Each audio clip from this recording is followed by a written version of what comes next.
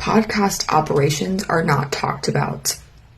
I'm not seeing it. Are you? And what I'm talking about is, yes, as a podcast manager, podcast agency, you have multiple clients and you're editing shows, you're writing show notes, you're creating content, the content creation. But when I'm talking about the operation side of things, I'm talking about who's delegating the stuff out. So if you have a team, who's delegating, who's managing all the moving parts?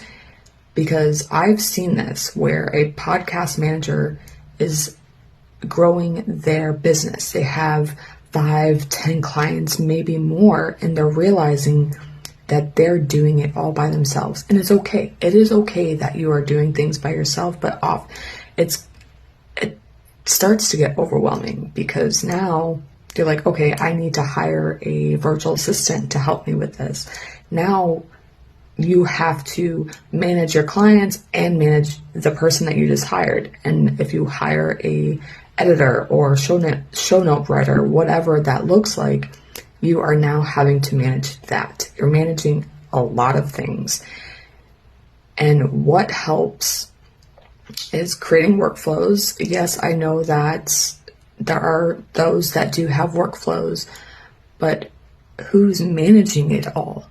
And this is where I come in because I do this for my clients. I manage everything behind the scenes. From as soon as we get the file, I delegate everything out, and the owner of the business sits back. And yes, there are times they're going to touch that episode, but as the owner of the business, you are wanting to grow your business, you are networking, you are growing your clientele, but then you have this other part that you have to manage, and that can be a little overwhelming. And I've seen it. I've seen where people are in the weeds because they missed an email from their client from 3 days ago, or, their VA is like, hey, I need this to complete this.